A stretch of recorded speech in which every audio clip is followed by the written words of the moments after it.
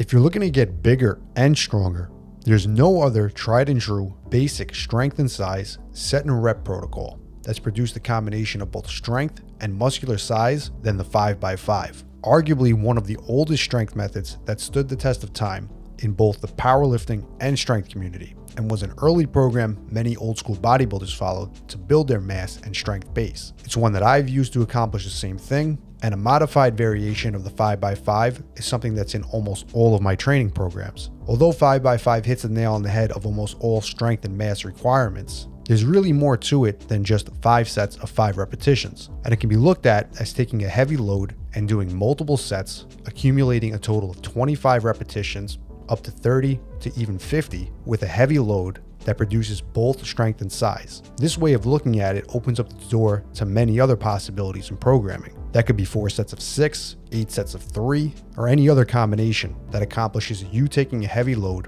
and performing multiple sets with generally 6 or less reps near failure, all done with solid technique. For those of you who are focused on building as much strength as possible alongside of aesthetics, you should have one staple protocol that accomplishes this in your training, and the rest of the work should be accessory work and/or bodybuilding specific training. I personally periodize my training, and for 3 months out of the year, I'll shift my training emphasis from 90 to 100% bodybuilding specific training to a 50-50 mix of bodybuilding and strength training. This allows me to back off the volume and give my body a bit of a break from longer, more frequent sessions. And it also serves to increase my strength directly. This approach allows me to get stronger during those 3 months. And then when I return to 100% bodybuilding training, all the volume and direct body part work I now do becomes more productive, as I'm performing all this additional bodybuilding work as a stronger lifter. When I'm focused on more strength specific training during this period of time, I'll treat a workout not as a body part specific session, but as a lift specific session.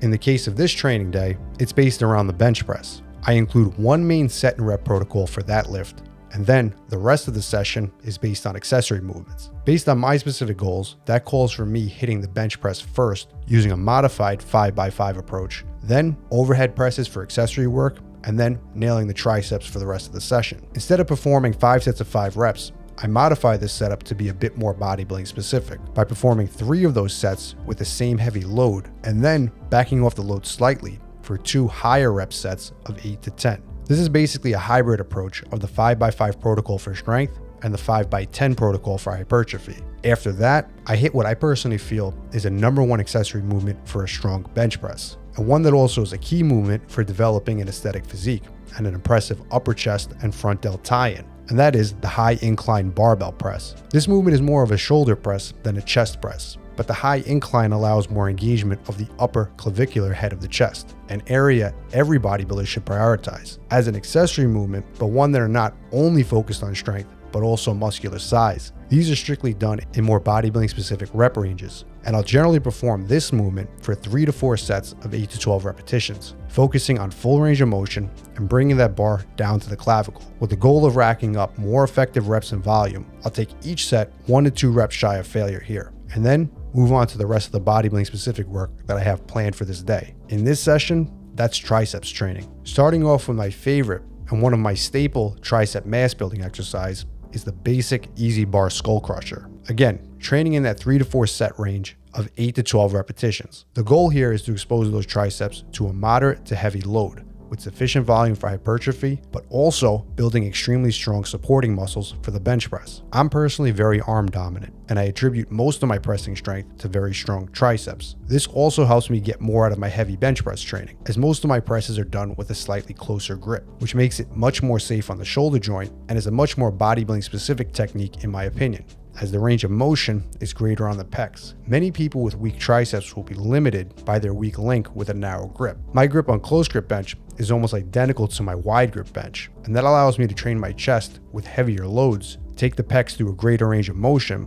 and not be limited by supporting muscle groups in the process. Just another example of why strength training and bodybuilding go hand in hand when properly applied. Although as a bodybuilder, you don't need to consistently test your strength to grow more muscle, I always say the biggest or most impressive bodybuilders all can lift some seriously heavy weight if tested, even if they don't regularly do so in training. That ability for strength carries over not only into your performance and progress in the gym, but also carries over into your physique. The most impressive bodybuilders I've ever seen are all also brutally strong. To finish off the session, we incorporate one more tricep specific lift with the overhead tricep extension to fully stretch the triceps. As this exercise is a great bodybuilding specific exercise, but also one that's productive for strength. Training the triceps overhead is the only position that directly improves lockout strength on the overhead press. If your sticking point on the overhead press is somewhere between the forehead and full lockout, chances are you have weak triceps. And this is by far one of the best and most specific exercises you can do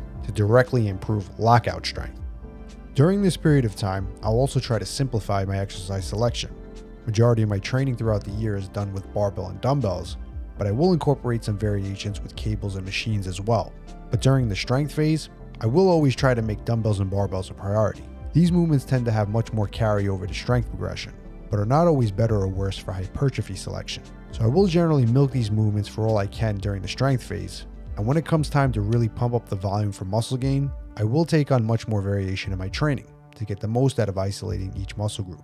I think this is something many people have gotten away from today. You either have people on one end of the spectrum who prefer more of a minimalistic style of training and might say they only use barbells and dumbbells, and then you have someone on the opposite end who are only concerned with optimal training, who would argue that a cable tricep extension would be better than a dumbbell, and therefore only include a cable variation in their training because it's better. But my view has always been that there's a time and place for each, and every variation can and should be used appropriately in a properly structured program. The base of my physique was built on just barbells and dumbbells, and more advanced movement variations came in later in my training career to bring up lagging muscle groups. Some people would disagree with me, but I personally feel that if I skipped the first stage and went right into the more advanced movements, it would have taken much longer to get my physique to where it is now. And to be honest, I think anyone that skips this phase of training generally are the ones that struggle to really make improvements in their physique long term.